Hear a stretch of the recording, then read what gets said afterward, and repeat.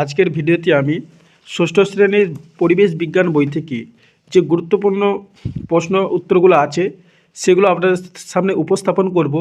তো অলরেডি আমি একটা সেট ওয়ানের ভিডিও বানিয়েছি, সেখানে কিছু আলোচনা করেছি এবং এটা হচ্ছে দ্বিতীয় নম্বর ভিডিও, কারণ একটা ভিডিওতে আলোচনাটা সম্ভব হয়নি, প্রচুর প্রশ্ন আছে, সেই হিসাবে দুটো ভিডিও নিয়ে আসছি। তো ওই প্রথম ভিডিওটা আপনারা যদি দেখতে চান, ডেসক্রিপশনে লিঙ্ক দিয়ে দেবো, দেখে নেবেন। এবং শুধু ওই ভিডিওটা নয়, তৃতীয় শ্রেণী, চতুর্থ শ্রেণীর, পঞ্চম শ্রেণীর সমস্ত ভিডিও বানানো আছে, আপনারা ডেসক্রিপশনে লিঙ্ক দিয়ে দেবো, যদি দেখতে চান দেখে নেবেন। তো বন্ধুরা, চলো আজকের ভিডিও আজকের প্রশ্নগুলো আলোচনা করি। ষষ্ঠ শ্রেণীর যে গুরুত্বপূর্ণ প্রশ্নগুলো আছে বাছাই করা, আর যেগুলো বাকি আছে সেগুলো আপনাদের সামনে প্র্যাকটিস করা। তো দেখুন, প্রথম প্রশ্ন কি আছে, যে পিঠের মাঝ বরাবর যে শক্ত হাড় বুঝতে পারছো তার নাম কি? আমরা পিঠে যদি হাত দিয়ে একটা শক্ত হাড় বুঝতে পারছি, এটার নাম মেরুদণ্ড। কিছু এখানে কথা বলি বন্ধুরা, যেগুলো খুবই ইজি প্রশ্ন, যেগুলো হয়তো পরীক্ষায় খুব একটা গুরুত্বপূর্ণ নয়, আমি সেগুলো শুধু পড়ে চলে যাব, ঠিক আছে? আর যেগুলো গুরুত্বপূর্ণ সেগুলো একটু রিভাইজ করে দেবো। তো এরপরে দেখুন, যে হৃৎপিণ্ড দেখতে দোতলা বাড়ির মতো, ঠিক আছে? তারপরে হচ্ছে হৃৎপিণ্ড থেকে যে রক্ত সারা দেহে নলগুলো দিয়ে যায় তার নাম হচ্ছে ধমনী। এটা একটু গুরুত্বপূর্ণ। হৃৎপিণ্ড থেকে যে রক্ত সারা দেহে যে নলগুলো দিয়ে যায় তার নাম হলো ধমনী। এরপরে একটা গুরুত্বপূর্ণ প্রশ্ন আছে, যে সারা দেহে থেকে আবার যে নলগুলো দিয়ে রক্ত হৃৎপিণ্ড ফিরে আসে সেটি হচ্ছে শিরা, ঠিক আছে? এরপরে 5 নম্বরের প্রশ্ন কি আছে দেখো, যে ডান ও বাম নিলয় থেকে রক্ত একই সঙ্গে কোথায় প্রবেশ করে? ধ্বনি ও মহাধ্বনিতে প্রবেশ করে। ডান ও বাম নিলয় থেকে রক্ত একই সঙ্গে কোথায় প্রবেশ করে? একটা ধ্বনিতে এবং ধ্বনিতে প্রবেশ করে। 6 নম্বরের প্রশ্ন কি আছে, যে একবার প্রসারণ আর একবার সংকোচনকে কি বলে? হৃদস্পন্দন। তারপরে হৃদস্পন্দন শরীরে কতবার হয়? এটা একটা গুরুত্বপূর্ণ প্রশ্ন, যে 72 থেকে 80 বার হৃদস্পন্দন শরীরে হয়ে থাকে। এরপরে 8 প্রশ্ন কি আছে, যে হৃৎপিণ্ডের সমস্যা হলে কি হয়? হৃৎপিণ্ডের সমস্যা হলে কি হয়? হাঁপিয়ে যায়, ঠিক আছে? হৃৎপিণ্ডের সমস্যা হলে হাঁপিয়ে যায়। এর 9 নম্বরে কি আছে, যে রক্তের জলীয় অংশটাকে কি বলে? প্লাজমা। রক্তের জলীয় অংশটাকে বলে প্লাজমা। এরপরে 10 হচ্ছে, লাল রঙের চোখে দেখা যায় না এই কণার নাম কি? লোহিত কণিকা। যেটা লাল রঙের চোখে দেখা যায় না তার নাম হচ্ছে লোহিত কণিকা। এরপরে 11 প্রশ্ন কি আছে, সাদা ছোট কণার মতো চোখে দেখা যায় না এর নাম কি? শ্বেতকণিকা। সাদা ছোট কণার মতো চোখে দেখা যায় না এর নাম হচ্ছে শ্বেতকণিকা, ঠিক আছে? এরপরে আমরা 12 প্রশ্ন চলে যাব, যে রক্তের ছোট ছোট কণা থাকে তার নাম কি? অণুচক্রিকা। রক্তে যে ছোট ছোট কণা থাকে তার নাম হচ্ছে অণুচক্রিকা। তার হচ্ছে, রোগ জীবাণু ধ্বংস করে রক্তের কোন উপাদান? সেটা হচ্ছে শ্বেত রক্তকণিকা। শ্বেত রক্তকণিকা কী করে? রোগ জীবাণু ধ্বংস করে, তার নাম হচ্ছে শ্বেত রক্তকণিকা। এগুলো সবগুলো গুরুত্বপূর্ণ প্রশ্ন আছে। পাকস্থলীতে কোন অ্যাসিড খাদ্যের মধ্যে ব্যাকটেরিয়াকে মেরে ফেলে? সেটা হাইড্রোক্লোরিক অ্যাসিড।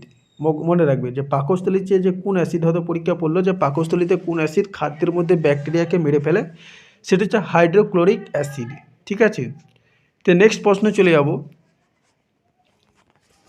নেক্সট প্রশ্নে কি আছে দেখি। নেক্সট প্রশ্ন বলছে, যে লালারসের ব্যাকটেরিয়া ধ্বংসকারী উৎসেচকটির নাম কি? লালারসের ব্যাকটেরিয়া ধ্বংসকারী উৎসেচকটির নাম কি? সেটা হচ্ছে লাইসোজোম, ঠিক আছে? এরপরে 16 নম্বরের প্রশ্ন, যে পৃথিবীর বায়ুমণ্ডলে অক্সিজেন পরিমাণ কত? 1/5। পৃথিবীর বায়ুমণ্ডলে অক্সিজেনের পরিমাণ হচ্ছে 1/5। 17 নম্বর প্রশ্ন, সুস্থ সতেজ ফুসফুসের রং কেমন?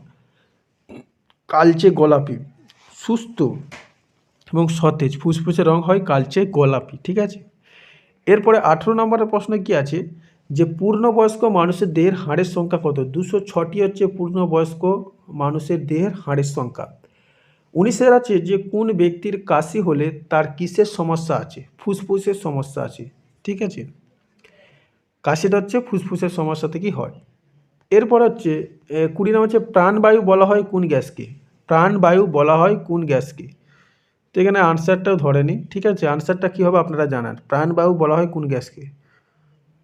তো মনে হয় অক্সিজেনই হবে নাকি? আমার যতটা মনে হয়, তো আপনারা জানাবেন, এটা আমার খুব একটা জানা নেই। এরপরে দেখো, যে ক্লম শাখা কি, ক্লম শাখা কি, এখানে আনসার দিচ্ছে ট্রাকিয়া বা শ্বাসনালীর শেষ ভাগ বিভক্ত হয়ে দুটি শ্বাসনালী গঠন করে, যার দুটি ফুসফুসে প্রবেশ করে, এদের ক্লম শাখা বলে। ঠিক আছে। এরপরে 22 নম্বরের প্রশ্ন, যে ফুসফুসের কাজ কি। ফুসফুসের কাজ হচ্ছে বায়ুমণ্ডল থেকে বাতাস টেনে নেয়, তা অক্সিজেনকে রক্তে পৌঁছে দেওয়া ও শরীরে তৈরি হওয়া কার্বন ডাইঅক্সাইডকে রক্ত থেকে টেনে নিয়ে বাতাসের সঙ্গে বের করে দেওয়া। ঠিক আছে, এটা হচ্ছে ফুসফুসের কাজ। এরপরে আমরা বায়ুথলি চলে যাব। তো বায়ুথলি কি বলছে, যে বায়ুথলি কি, ফুসফুসে অবস্থিত রক্তজলক দিয়ে আবৃত ছোট ছোট বেলুনের মতো দেখতে অংশগুলিকে বায়ুথলি বলে। তাহলে ফুসফুসে অবস্থিত রক্তজলক দিয়ে আবৃত ছোট ছোট বেলুনের মতো দেখতে অংশগুলিকে বলে বায়ুথলি। 24 প্রশ্ন, একটি ফুসফুসে কত বায়ুথলি থাকে? প্রায় 10 কোটি থাকে। একটি ফুসফুসে কত বায়ুথলি থাকে? প্রায় 10 কোটি, মনে রাখবে। এরপরে হচ্ছে 25 প্রশ্ন, যে পঞ্জর পেশি কি। পঞ্জর পেশি কি?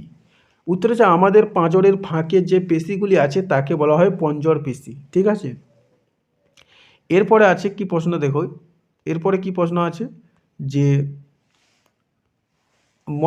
মত্তচ্ছদা পেশি কোথায় থাকে? মত্তচ্ছদা পেশি কোথায় থাকে? আনসার হচ্ছে বুক আর পেটের মাঝখানে মত্তচ্ছদা পেশি থাকে, বুক আর পেটের মাঝখানে থাকে। প্রশ্বাস কি? প্রশ্বাস কি? তো এটার আনসার দেখে নিচ্ছি আমরা।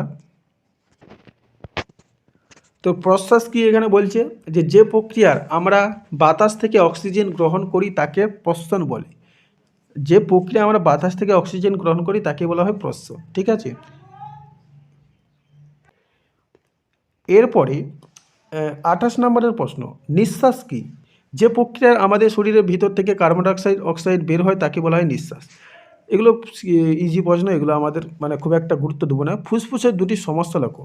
দম নিতে কষ্ট হয়, কাশি হয়। ঠিক আছে। টেন্ডন কি? টেন্ডন এক প্রকার স্থিতিস্থাপক তক্ত যা পেশিকে হাড়ের সাথে যুক্ত রাখে। তাহলে টেন্ডন কি? টেন্ডন এক প্রকার স্থিতিস্থাপক তক্ত যা পেশিকে হাড়ের সঙ্গে যুক্ত রাখে। এরপরে আমরা 31 কি আছে, লিগামেন্ট কি সাহায্য করে? হাড়ের সাথে হাড় মুখ যুক্ত করে। লিগামেন্ট তাহলে কি সাহায্য করে? হাড়ের সাথে হাড়কে যুক্ত করে। হাড়ের সাথে হাড়কে যুক্ত করে হচ্ছে লিগামেন্ট। ঠিক আছে, গুরুত্বপূর্ণ একটা প্রশ্ন। এরপর হচ্ছে 32 অস্থিসন্ধি কাকে বলে? দুই বা তার বেশি অস্থি যেখানে একে অপরের সঙ্গে লিগমেন্ট দিয়ে যুক্ত থাকে সেই জায়গায়কেই অস্থিসন্ধি বলে। ঠিক আছে, অস্থিসন্ধি কাকে বলে বুঝতে পারলেন। এরপর হচ্ছে 33 অচল অস্থিসন্ধি দেখা যায় কোথায়? মাথার খুলিতে। পরীক্ষা দিয়ে দিল যে অচল অস্থিসন্ধি কোথায় দেখা যায়? আনসার হচ্ছে মাথার খুলিতে দেখা যায় এটা। 34 কি আছে, যে মেরুদণ্ডের কশেরুকাগুলি কোন জাতীয় অস্থিসন্ধি দিয়ে যুক্ত থাকে? সেটা হচ্ছে ঈষৎ সচল অস্থিসন্ধি দিয়ে যুক্ত থাকে। ঠিক আছে। এরপরে 35 নম্বরের প্রশ্ন, যে তো 34 নম্বরের প্রশ্নটা আরেকবার দেখি, যে মেরুদণ্ডের কশেরুকাগুলি কোন জাতীয় অস্থিসন্ধি দিয়ে যুক্ত থাকে? সেটা হচ্ছে ঈষৎ সচল অস্থিসন্ধি। ঈষৎ সচল অস্থিসন্ধি দিয়ে যুক্ত থাকে। 35 প্রশ্ন কি আছে, মানুষের দুটি সচল অস্থিসন্ধির নাম লেখো। মানুষের দুটি সচল অস্থিসন্ধির নাম হচ্ছে কবজা অস্থিসন্ধি, বল সকেট অস্থিসন্ধি। ঠিক আছে। এরপরে 36 প্রশ্ন কি, বল ও সকেট অস্থিসন্ধি দেখা যায় কাঁধ ও কোমরে। বল ও সকেট অস্থিসন্ধি কোথায় দেখা যায়? কাঁধ ও কোমরে দেখা যায়। 37 হিঞ্জ অস্থি দেখা যায় কোথায় ও কেমন দেখতে? হাঁটু ও কুনয় দেখতে জানালা ও দরজা কবজার মতো।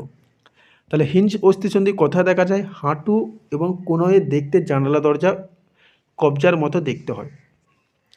এরপর 38 কি আছে, যে পায়ের ফিমারের সাপেক্ষ হাঁটুর নিচের লম্বা দুটি অস্থিসন্ধি জঙ্ঘাকি ও অনুজঙ্ঘাকি সহ কেবলমাত্র পিছনে হতে পারে, সামনে ভাঁজ হতে পারে না। ঠিক আছে।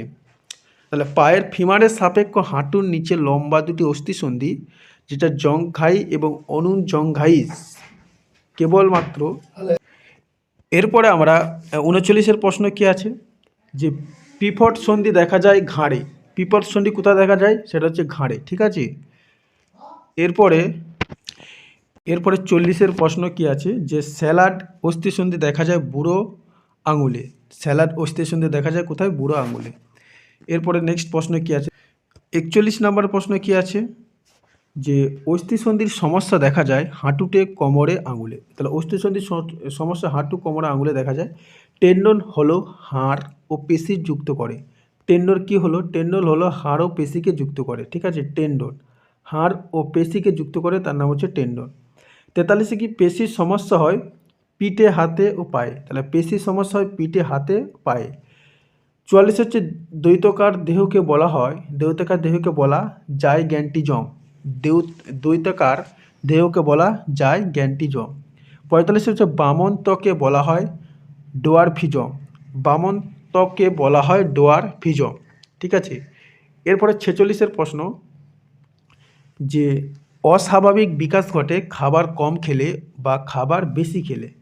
খাবার কম খেলেও অস্বাভাবিক বিকাশ ঘটে এবং খাবার কম খেলেও এবং বেশি খেলেও সেটা ঘটে, মানে আমাদের নিয়মে খেতে হবে আর কি। 47 হচ্ছে নখের কোনো কণ যদি ভেঙে যায় ক্যালসিয়ামের অভাবে আর ফ্লুরাইডের বিষক্রিয়ায়।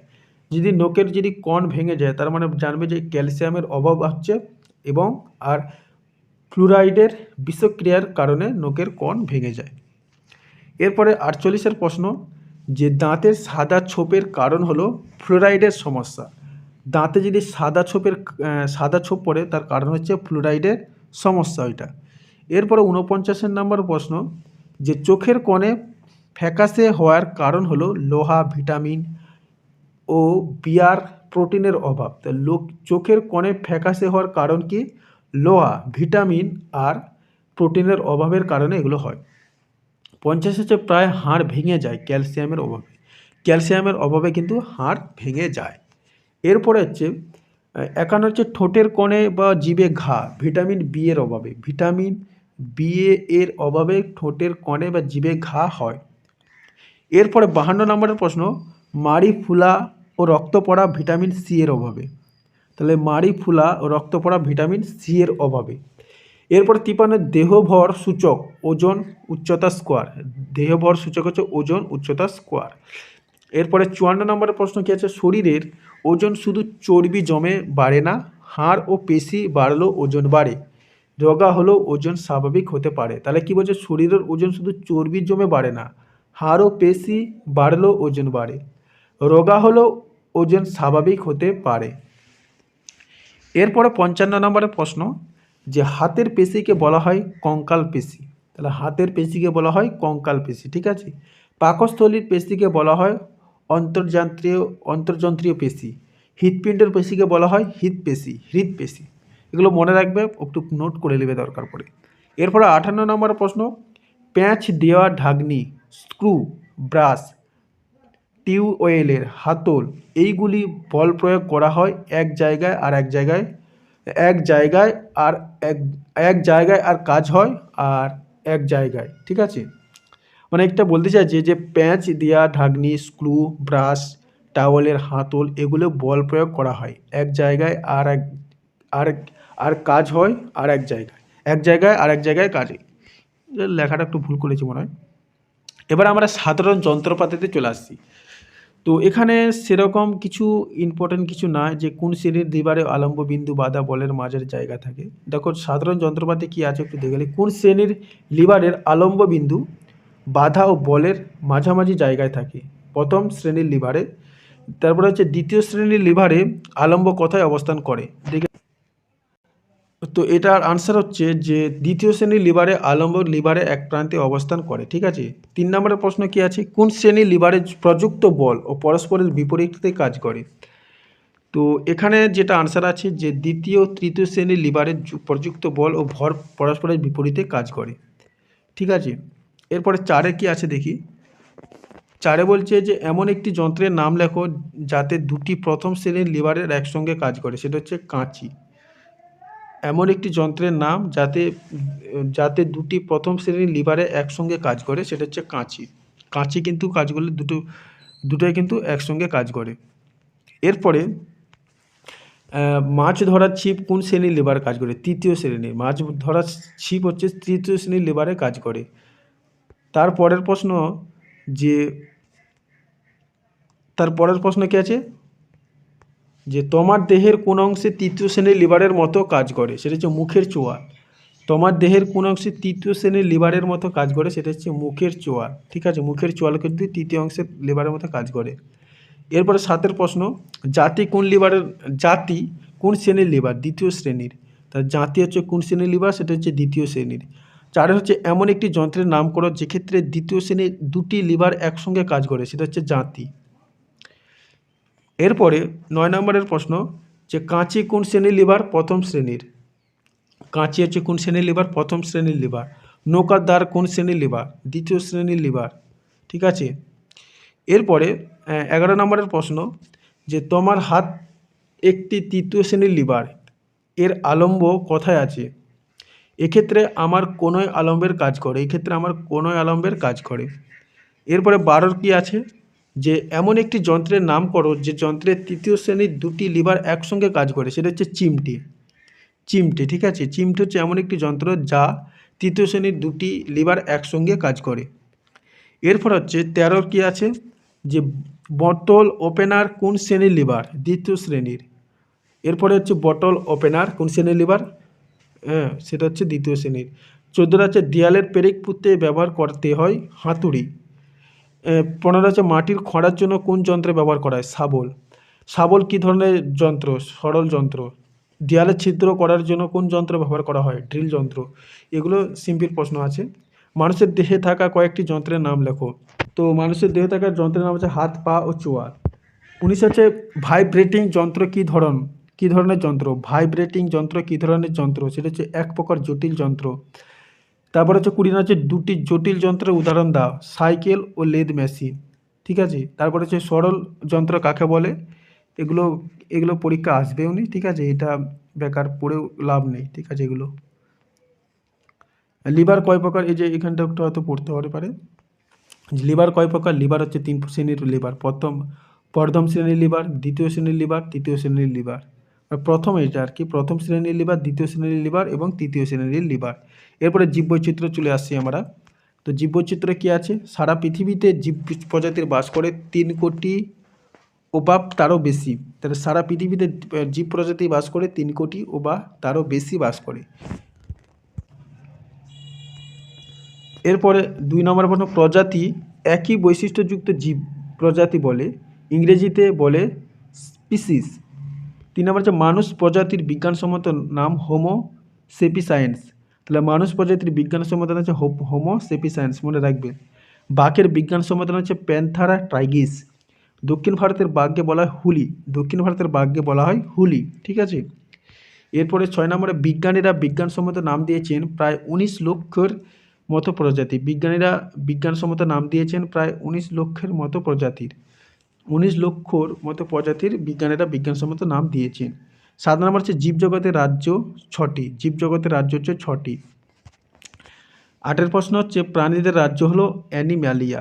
প্রাণীদের রাজ্য হচ্ছে অ্যানিমালিয়া। ঠিক আছে। এরপরে 9 হচ্ছে গাছপালা ও শ্যাওলা, মস সব উদ্ভিদ নিয়ে প্ল্যান্টটি রাজ্য। গাছপালা, শ্যাওলা, মস সব উদ্ভিদ নিয়ে প্ল্যান্টটি রাজ্য। এরপর হচ্ছে যে 10 ব্যাঙের ছাতা এবং সব ছত্রাক নিয়ে গঠিত ছত্রাকের রাজ্য ফাঞ্জাই। ব্যাঙের ছাতা এবং সব ছত্রাকদের নিয়ে গঠিত ছত্রাকের রাজ্য ফাঞ্জাই। 11 নম্বরের প্রশ্ন, এককোষী জীবদের রাজ্য 3টি, ব্যাকটেরিয়া, প্রোটোজোয়া, ক্রোমিস্টা। তাহলে এককোষী জীবদের রাজ্য 3টি, ব্যাকটেরিয়া, প্রোটোজোয়া, ক্রোমিস্টা। এরপরে 12 প্রশ্ন, যে ব্যাকটেরিয়ার রাজ্য মনেরা। ব্যাকটেরিয়ার রাজ্য হচ্ছে মনেরা। 13 নম্বর হচ্ছে অ্যামিবা, ইউগ্লিনা, প্লাজমোডিয়াম, জিওয়ার্ডিয়া, প্যারাসিয়াম। এই এককোষী জীবদের রাজ্য হচ্ছে প্রোটোজোয়া। ঠিক আছে। এরপরে 14 নম্বরের প্রশ্ন, যে জীব আর জড় পদার্থের মাঝামাঝি অবস্থা হলো ভাইরাস। জীব আর জড় পদার্থের মাঝামাঝি অবস্থা হলো ভাইরাস। এরপরে 15 নম্বরের প্রশ্ন, যে গাছ বা বৃক্ষ যারা লম্বা, যাদের মোটা কাঠের গুঁড়ি ও অনেক ডালপালা রয়েছে, এরা হলো বড় গাছ বা বৃক্ষ। ইংরেজিতে ট্রি বলে। এটা সিম্পল প্রশ্ন আছে। 16 নম্বরে কী আছে? গুল্ম, যারা খুব বেশি লম্বা হয় না, কাণ্ড কাষ্ঠল কিন্তু গুঁড়ি নেই, এগুলো পড়ার দরকারে নয়। পড়ার দরকারে নয়। আলু, কুমড়ো বিরোধ জাতীয় উদাহরণ, এটি মনে রাখবেন। যে আলু কি? আলু ও কুমড়ো হলো বিরোধ জাতীয় গাছের উদাহরণ। বিরোধ জাতীয় গাছের উদাহরণ হচ্ছে আলু ও কুমড়ো।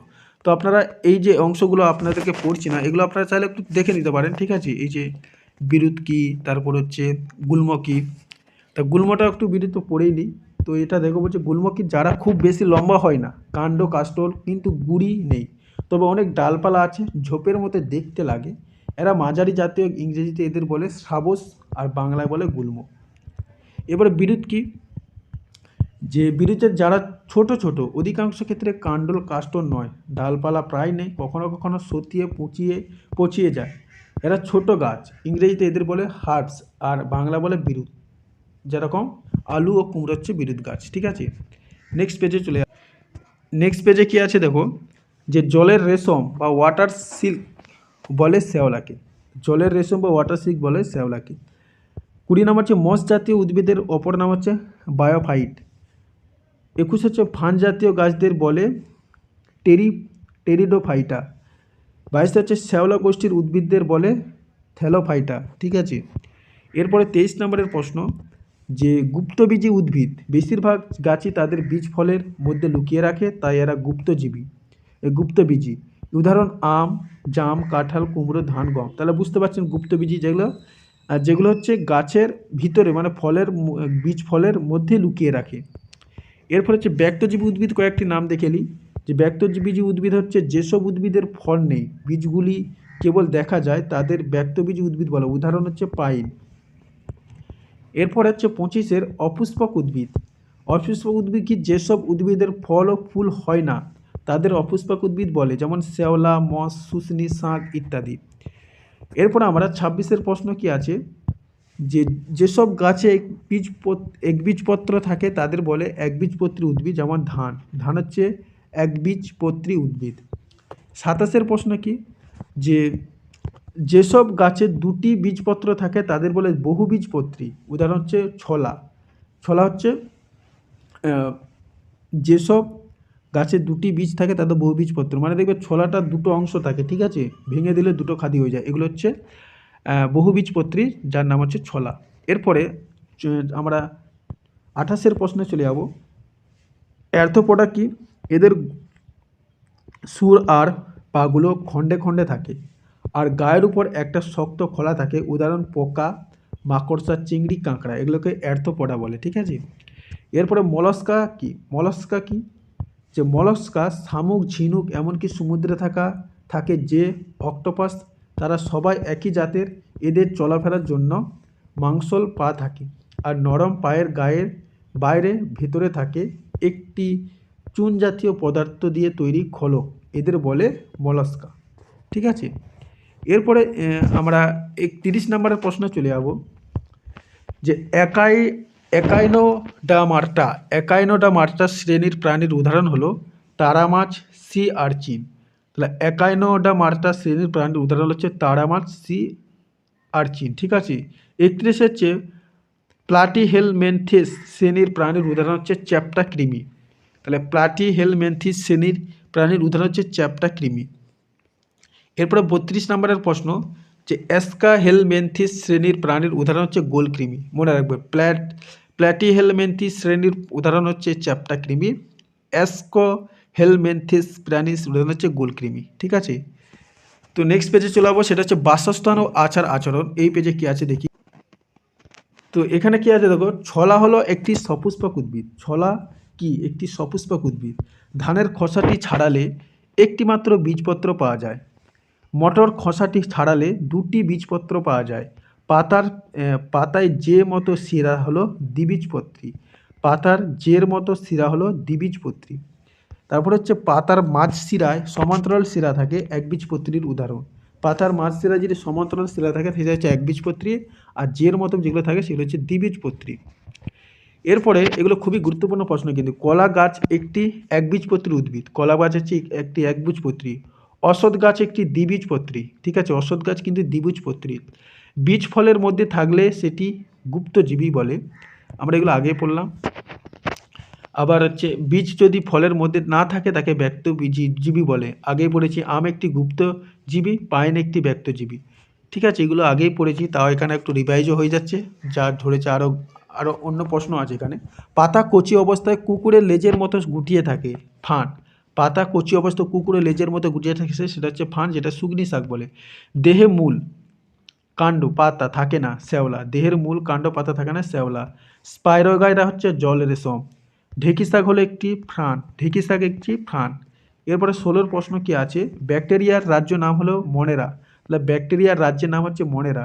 আমাদের শরীর ছোট বড় অনেক কুটির নিয়ে তৈরি, যা খালি চোখে দেখা যায় না, তার নাম হচ্ছে কোষ। আমাদের শরীরে ছোট বড় অনেক কুটুরি নিয়ে যা খালি চোখে দেখা যায় না, তার নাম হচ্ছে কোষ। এরপর 18 নম্বরের প্রশ্ন, অধিকাংশ কোষই একটি গোল মতো বস্তু থাকে, তাকে বলে নিউক্লিয়াস। অধিকাংশ কোষে একটি গোল মতো বস্তু থাকে, তাকে বলা হয় নিউক্লিয়াস। ঠিক আছে, ব্যাকটেরিয়ার কোষে গোল মতো বস্তু অর্থাৎ নিউক্লিয়াস থাকে না। এরপর আমরা 20 নম্বরের প্রশ্ন চলে যাব, যে ম্যালেরিয়া, আমাশয় এইসব রোগের জনজ যে ব্যাকটেরিয়া দায়ী, তার যে রাজ্য অন্তর্গত সেটা হচ্ছে প্রতিষ্ঠা। 21 হচ্ছে বর্ষাকালে বাড়ির আশেপাশে খড়ের গাদায় ব্যাঙের ছাতা দেখতে পাওয়া যায়, এদের বলে মাশরুম। ঠিক আছে, এদের মাশরুম বলে। 22 প্রশ্ন কি আছে, মাশরুম খাওয়া হয়, তবে সব ধরনের মাশরুম খাওয়া যায় না, সেইগুলি হলো বিষাক্ত মাশরুম। নেক্সট পেজে চলে যাবো আমরা। নেক্সট পেজে কি আছে দেখো, যে পাউরুটি অনেক দিন রেখে দিলে কালো সবুজ ছাতা, আর লেবু পচে গেলে নীলচে সাদা ছাতা, এইগুলিকে বলে ছত্রাক, এগুলিকে বলে ছত্রাক। এর পরের প্রশ্ন কি আছে দেখি, 24 প্রশ্ন কি বলছে, যে ছত্রাকদের রাজ্যকে বলা হয় ফানজাই, ছত্রাকের রাজ্যকে বলা হয় ফানজাই, মনে রাখবে। 25 ছত্রাকরা নিজেদের খাদ্য নিজেরা তৈরি করতে পারে না, ছত্রাকের কিন্তু নিজেদের খাদ্য নিজেরা তৈরি করতে পারে না। 26 হচ্ছে জীবজন্তু পোকামাকড় আচরণ খুঁটিয়ে দেখে বিজ্ঞানীরা এই গবেষণা করে বলা হয় আচরণের বিজ্ঞান। তাহলে আচরণের বিজ্ঞান কাকে বলা হয়, এখান থেকে বুঝতে পারলেন। আচরণের বিজ্ঞানকে ইংরেজিতে বলে বিহেভিয়ার সায়েন্স। ঠিক আছে, বিহেভিয়ারাল সায়েন্স। এরপরে 28 নম্বরে কি আছে দেখো, যে আধুনিক কাল থেকে জীবজন্তু পোকামাকড় এদের আচরণ নিয়ে নিজে গবেষণা করেছেন এমন দুজন বিখ্যাত বিজ্ঞানী হলেন চার্লস ডারউইন এবং আর হচ্ছে জ্যারি ফেবা। এরপর 29 নম্বরের প্রশ্ন কি আছে, যে ডারউইন কোথাকার বিজ্ঞানী ছিলেন, ইংল্যান্ডের বিজ্ঞানী ছিলেন। ফেবা কোথাকার বিজ্ঞানী ছিলেন, ফ্রান্সের বিজ্ঞানী ছিলেন। পোকামাকড়দের মহাকাব্যকে বলা হয় ফেবাকে। এরপরে আমরা 32 নম্বরের প্রশ্ন, যে জ্যারি ফেবা একটি বিখ্যাত লেখা হলো এক ধরনের শুঁয়োপোকাদের সারিবদ্ধ একগুঁয়ে চলবার স্বভাব নিয়ে। তাহলে এতে হলো একগুঁয়ে, জ্যারি ফেবা একজন বিখ্যাত লেখক। ঠিক আছে, তিনি হচ্ছে শুঁয়োপোকাদের সারিবদ্ধ একগুঁয়ে চলবার স্বভাব নিয়ে মানে একটা বিখ্যাত মানে বই লিখেছিলেন আর কি। তো এটা মনে রাখবে, জ্যারি ফেবা। এখানে কয়েকটা গুরুত্বপূর্ণ প্রশ্ন আছে। পাখিদের বোকামি গবেষণা করেছিলেন বিজ্ঞানী নিকোটিন বার্জেন হচ্ছে পাখিদের বোকামি গবেষণা করেছিলেন। ঠিক আছে, এরপরে আছে যে প্রশ্ন, যে নিকোটিন বার্জেন যে পাখিটি নিয়ে গবেষণা করেছিলেন সেটি হচ্ছে হেরিঙ্গাল। তা নিকোটিন যে পাখিটি অ্যাকচুয়ালি এটা পাখিটি হবে যে গবেষণা করেছিলেন সেটি হচ্ছে হেরিঙ্গাল পাখি। ঠিক আছে, এরপরে 35 প্রশ্ন কি আছে, যে হাঁসের ডিম ফুটে বেরোনোর সময় সামনে যাকে দেখে তাকে মা ভাবে, ছোটোবেলাতে তার পিছনে ঘুরে কাটিয়ে দেয়। এটি গবেষণা করেছিলেন বিজ্ঞানী কনরাড লরেঞ্জ। বিজ্ঞানী কে গবেষণা করেছে, তাহলে পেজটা চলে গেল। হ্যাঁ, কনরাড লরেঞ্জ, মনে রাখবেন, কনরাড লরেঞ্জ।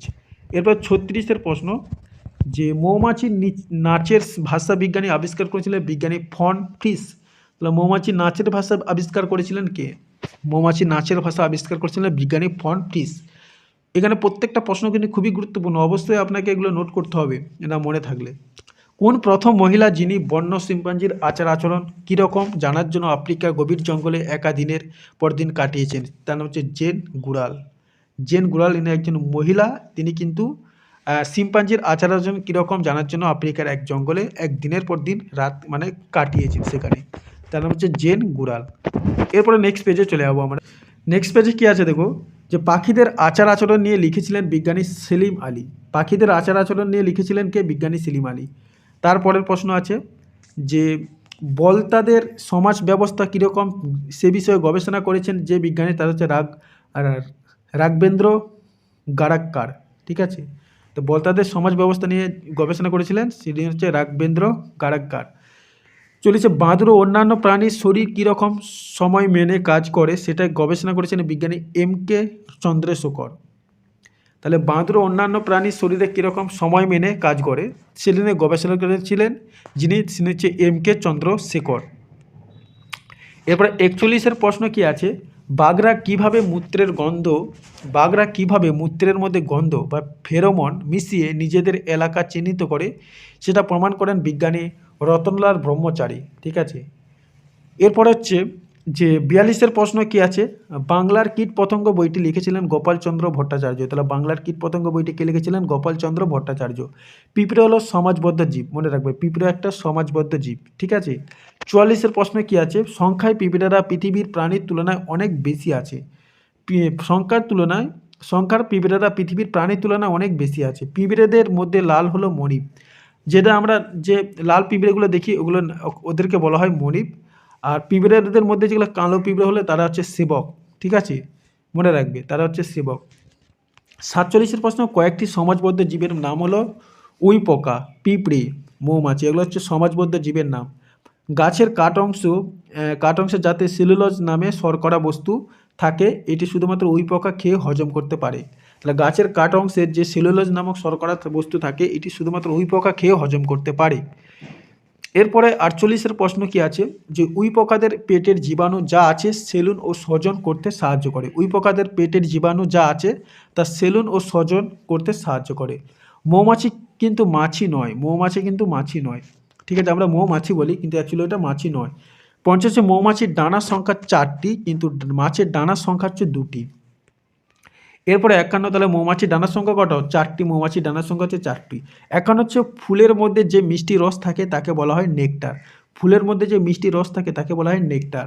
নেকটার রস মৌমাছিরা বাসায় এনে মধুর আকার জমা রাখে বলে এদের মৌমাছি বলে। ঠিক আছে। এরপরে 52 হচ্ছে মৌমাছিরা দলগতভাবে থাকে বলে এদের সমাজবদ্ধ জীব বলা হয়। থাকে বলে এদেরকে সমাজবদ্ধ জীব বলা হয়। পিঁপড়েকেও কিন্তু একটা সমাজবদ্ধ জীব বলা হয়। এরপর হচ্ছে মৌমাছি গা থেকে ঘামের মতো বেরোনোর মোম জমিয়ে মৌচাক তৈরি করে, তাই মৌচাক মোম দিয়ে তৈরি হয়। ঠিক আছে। এরপর 54 নম্বর প্রশ্ন কি আছে দেখো, যে সারা পৃথিবীতে 10 থেকে 11 প্রজাতির মৌমাছির দৃষ্টান্ত পাওয়া গেছে। সারা পৃথিবীতে 10 থেকে 11 প্রজাতির মৌমাছির দৃষ্টান্ত পাওয়া গেছে। এরপরে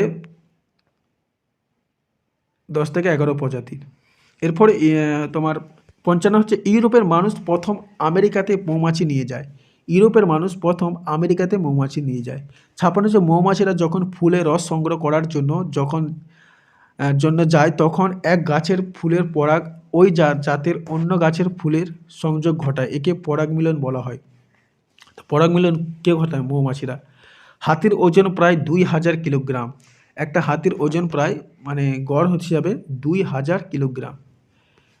58 হচ্ছে হাতির দাঁত 6 থেকে 7 ফুট পর্যন্ত লম্বা হতে পারে। এরপর হচ্ছে 59 হচ্ছে অনেক লাগে মানুষ ও শিম্পাঞ্জির পূর্বপুরুষ ছিল বাঁদর জাতীয় প্রাণী। এটা কিন্তু আমি বিশ্বাস করি না। ঠিক আছে, আপনারা কে বিশ্বাস করে জানি না, কিন্তু এটা আমি বিশ্বাস করি না যে আগে মানুষ বাঁদরের শিম্পাঞ্জি থেকে মানুষ হয়েছে, এটা আমি কিন্তু বিশ্বাস করি না। ঠিক আছে, তো এটা লেখা আছে, আপনারা পড়তে, এটা আপনাদের ব্যাপার। শিম্পাঞ্জিকে একমাত্র আফ্রিকার জঙ্গলে দেখতে পাওয়া যায়।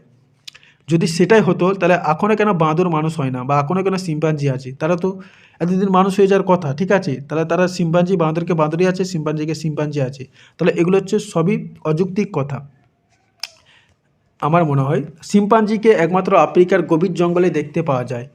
61 নম্বর প্রশ্ন হচ্ছে যেসব পাখি শীত পড়লে তার সেখানকার জায়গা থেকে গরমের জায়গাতে চলে আসে এবং শীত কাটলে সেইখানের জায়গাতে ফিরে যায়, তাকে বলে পরিযায়ী পাখি বলে। ঠিক আছে। এরপর হচ্ছে 62 নম্বরের প্রশ্ন, যে কলকাতার সাঁতরাগাছিলে এবং আমাদের গ্রাম বাংলার বিলে থালে এক প্রজাতি বুনোহাঁস দেখতে পাওয়া যায়, এদেরকেও পরিযায়ী পাখি বলে। এছাড়া খঞ্জনা পাখি, চোখে কালো দাগ, খয়েরি রঙের কাজল পাখি, যা পরিযায়ী হিমালয় থেকে আসা শীতের পাখি। এরপরে 63 নম্বরের প্রশ্ন, যে সারা পৃথিবীতে প্রায় 40 প্রজাতির কাক দেখতে পাওয়া যায়। 64 নম্বর প্রশ্ন, আমাদের এখানে দুটি প্রজাতির কাক লক্ষণীয়, একটি হলো পাতি কাক আর অন্যটি হচ্ছে দাঁড় কাক। ঠিক আছে, এরপর হচ্ছে 65 নম্বরের প্রশ্ন হচ্ছে যে পাতি কাকের ঠোঁট, লেজ, ডানা, গলা সবই কালো রঙের হয়, কিন্তু ঘাড় ও পেট ছাই ধূসর রঙের, ঘাড় ও পেট ছাই ধূসর রঙের। অপরদিকে দাঁড় কাকগুলো দাঁড় পুরো শরীর কালো। বিজ্ঞানীরা পরীক্ষা করে লক্ষ্য করেছেন যে কাকরা শিম্পাঞ্জির মতোই বুদ্ধিমান। তাহলে কাক কিন্তু শিম্পাঞ্জির মতোই বুদ্ধিমান প্রাণী। কাকদের কেউ কেউ সামাজিক প্রাণীও বলা হয়, কাকদের কিন্তু কেউ আবার সামাজিক প্রাণীও বলা হয়। 69 নম্বর প্রশ্ন, 69 নম্বরের, মশার দ্বারা ম্যালেরিয়া, ডেঙ্গি ও ফাইলেরিয়া রোগ সৃষ্টি হয় মানুষের দেহে। তাহলে মশার দ্বারা ম্যালেরিয়া, ডেঙ্গি ও ফাইলেরিয়া রোগ সৃষ্টি হয় মানুষের দেহে। সূত্র হচ্ছে পুরুষ মশারা রক্ত খায় না, মেয়ে মশার রক্ত খায়, না হলে তারা ডিম পাড়তে পারবে না। পুরুষ মশারা রক্ত খায় না, মেয়ে মশারা রক্ত খায়, না হলে তারা ডিম পাড়তে পারবে না। ঠিক আছে, মনে রাখবেন। এরপর হচ্ছে স্ত্রী মশারা বদ্ধ থামা ধরে ডিম পাড়ে, স্ত্রী মশারা বদ্ধ থামা ধরে ডিম পাড়ে। 72 হচ্ছে অ্যানোফিলিস মশার দ্বারা ম্যালেরিয়া জীবাণু সংগঠিত হয়। 73 হচ্ছে অ্যাডিস মশা ডেঙ্গু রোগের বাহক, তাহলে ডেঙ্গু রোগের বাহক হচ্ছে অ্যাডিস মশা। 74 নম্বর প্রশ্ন হচ্ছে যে মাছের জলের প্রাণী যার মুখ দিয়ে জল পান করে ফুলকার মাধ্যমে জল চালিয়ে কান করে বের করে, ফুলকার সাহায্যে মাছ জল থেকে অক্সিজেন শুষে নেয় এবং কার্বন ডাইঅক্সাইড ত্যাগ করে। এরপর 75 নম্বরের প্রশ্ন, সুন্দরবনের আধানটা আধ মিনিটে জলকে বলা হয় খাঁড়ি জল। সুন্দরবনের আধানটা আধ মিনিটে জলকে বলা হয় খাঁড়ি জল। 76 নম্বরের প্রশ্ন কি আছে যে সিসা হস এক প্রকারের মাছ দেখা যায় সাগরের জলে, যাদের লেজের মধ্যে বিশেষ ধরনের থলি দেখা যায়। 78 হচ্ছে সাপের চামড়া আঁশ দিয়ে ঢাকা থাকে, যেটা ভাঙাতে ওই আঁশের সাহায্যে সাপ চলাফেরা করতে পারে। ঠিক আছে, এরপর হচ্ছে 79 নম্বরের প্রশ্ন, সাপেদের কান নেই কিন্তু এদের ঘ্রাণ শক্তি খুবই প্রবল। এরা এরা চেরা জীব দিয়ে বাতাসে ভাসা গন্ধের মুখের ভিতর নিয়ে গন্ধ বুঝতে পারে। এরপর হচ্ছে 40-এর প্রশ্ন, চন্দ্রবড়া মেটুলি সাপ সরাসরি বাচ্চা দেয়। চন্দ্রবড়া মেটুলি সাপ সরাসরি বাচ্চা দেয়। 81 হচ্ছে কিছু বিষাক্ত প্রজাতির সাপ যেমন চন্দ্রবড়া, গোগরা, শঙ্কচুর, কালাচ, শাখামোটি, এগুলো বিষাক্ত সাপ। ঠিক আছে, এরপর হচ্ছে 82 নম্বরের প্রশ্ন যে বাঘের দৃষ্টিশক্তি ও শ্রবণ শক্তি খুবই প্রখর হয়। বাঘের দৃষ্টিশক্তি, শ্রবণ শক্তি খুবই প্রখর হয়। 83 হচ্ছে বাঘের চোয়াল ধারালো, বড় ক্যানাইন ও সদন্ত দাঁত থাকে। খাবার লোক শিকারের আগে পর্যন্ত ভিতরে লুকানো থাকে। ঠিক আছে, এরপরে 84 হচ্ছে বাঘের চোখের রেটিনার টেম্পেটাম লুসিডাম থাকে, তাই অল্প আলোতেও মানুষের চেয়ে 6 গুণ ভালো দেখতে পায় এরা। এরপর আমরা নেক্সট পেজে চলে যাব। নেক্সট পেজে কি আছে দেখি যে বাঘবাঘিনী তারা নিজেদের গন্ধ শুকে একে অপরের খুঁজে পায়। বাঘবাঘিনী তাদের নিজেদের গন্ধ শুকে একে অপরকে খুঁজে পায়। ঠিক আছে, এরপরে 86 সুন্দরবনের বাদাবন বাঘ দেখতে পাওয়া যায়। সুন্দরবনে কি বাদাবন বাঘ দেখতে পাওয়া যায়। 87 হচ্ছে তিমি সামুদ্রিক প্রাণী হলেও এটি একটি স্তন্যপায়ী প্রাণী। তিনি একটা সামুদ্রিক প্রাণী হলো, এটা একটি স্তন্যপায়ী প্রাণী। ঠিক আছে, তিমি। 88 নম্বরের প্রশ্ন, তিমির চামড়ার নিচে এক ধরনের পুরু স্তর থাকে যার নাম ব্লাবার। তিমির চামড়ার নিচে এক ধরনের পুরু স্তর থাকে যার নাম হচ্ছে ব্লাবার। তো আমরা 89 নম্বর প্রশ্ন কি পড়লাম, তিমির সাঁতার কাটার অঙ্গের নাম হলো ফ্লিবার। ঠিক আছে, তিমির সাঁতার কাটার অঙ্গের নাম হচ্ছে ফ্লিবার। 90 নম্বর প্রশ্ন, পৃথিবীর সবথেকে বড় প্রাণীর নাম হচ্ছে নীল তিমি। পৃথিবীর সবথেকে বড় প্রাণী। 91 হচ্ছে হ্যামবাক ব্ল্যাক তিমি, যার সুরেলে গানের মতো নিজেদের মধ্যে যোগাযোগ স্থাপন করে, তা হচ্ছে সমুদ্রের মধ্যে। ঠিক আছে, হ্যাংব্যাক ব্ল্যাক তিমির যারা সুরেলো গানের মাধ্যমে নিজেদের মধ্যে যোগাযোগ স্থাপন করে, তারা হচ্ছে সমুদ্রের মধ্যে। এরপরে বজ্র পদার্থ চলে আসছি। বজ্র পদার্থ থেকে বেশি প্রশ্ন নয়, কিছু প্রশ্ন আছে যেগুলো কিন্তু ইম্পর্টেন্ট প্রশ্ন। কি আছে দেখে নিই একটু।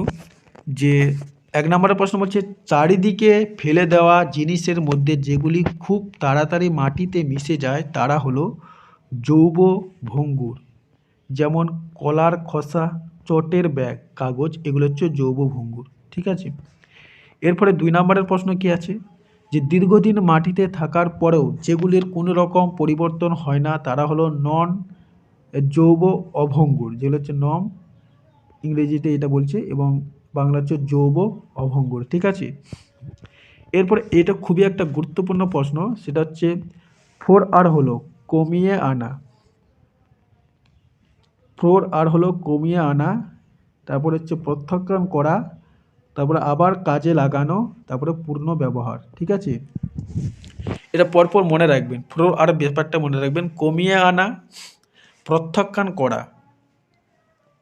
আবার কাজে লাগানো, পূর্ণ ব্যবহার।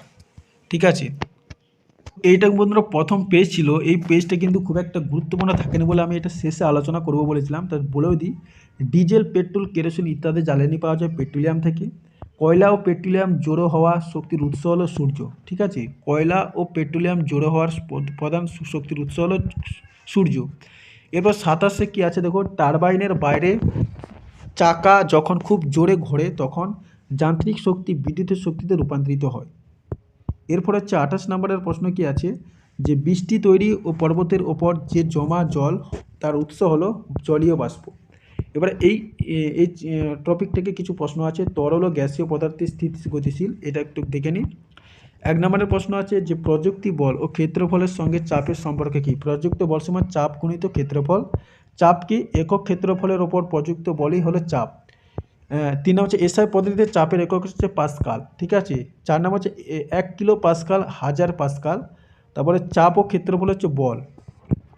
এরপর হচ্ছে 6 নম্বরের প্রশ্ন হচ্ছে যে বার্নৌলির নীতি কোন ক্ষেত্রে প্রযোজ্য? যে কোনো গতিশীল গ্যাস বা তরলের ক্ষেত্রে। 7 প্রশ্ন হচ্ছে যে মেঝেতে শুয়ে থাকার চেয়ে দাঁড়িয়ে থাকলে মাটি বেশি চাপ প্রযুক্তি হয়। এগুলো একদম ইজি প্রশ্ন।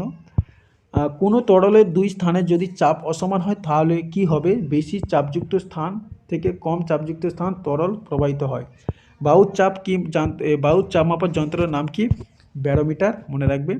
ঠিক আছে, এরপরে 11 প্রশ্ন হচ্ছে যে একটি দোতলা বাড়ির ছাদে জলের ট্যাঙ্ক রাখা আছে, সেখান থেকে জল সরবরাহ করলে কোন তলার জলের বেগ বেশি হবে? নিচের তলায় বা একতলা? তাহলে একটি দোতলা বাড়ির ছাদে জলের ট্যাঙ্ক রাখা আছে, সেখান থেকে জল সরবরাহ করলে কোন তলের জলের বেগ বেশি হবে? নিচের তলায় বা একতলায়? কি জানি না, আমার যুক্তিতে মানে বুঝতে পারছি না যে একতলার জল কেন বেশি হবে, বেগ হবে। গভীর বাড়লে জলের চাপ বাড়ে, গভীর বাড়লে তরলের চাপ বাড়ে, গভীর বাড়লে তরলের চাপ বাড়ে। 13 হচ্ছে তরল বা গ্যাসের প্রভাবের অভিমুখ চাপের পার্থক্য নিয়ন্ত্রণ করে। তরল ও গ্যাস বা গ্যাসের প্রভাবের অভিমুখ পার্থক্যের চাপ নিয়ন্ত্রণ করে। তো দর্শকবিন্দু, মোটামুটি আপনাদেরকে এই ষষ্ঠ শ্রেণীর যে প্রশ্ন উত্তরগুলো আছে বইয়ে, সেগুলো আপনাদের সামনে প্র্যাকটিস করিয়ে দিলাম, সব প্রশ্নগুলো করিয়ে দিলাম। এবং আরেকটা ভিডিও আমার বানানো আছে, ঠিক আছে, সেটা ডেসক্রিপশনে লিঙ্ক দেওয়া আছে, আপনারা সেই ভিডিওটা দেখে নেবেন, তাহলে ষষ্ঠ শ্রেণীটা পুরো শেষ হয়ে যাবে। এরপর আমি সপ্তম শ্রেণী নিয়ে আসবো। ঠিক আছে, তো বন্ধুরা এই ছিল আজকের ভিডিও। অবশ্যই ভিডিওটা একটা লাইক করবেন, আর যারা নতুন দর্শক চ্যানেলটি সাবস্ক্রাইব করে পাশে থাকবেন।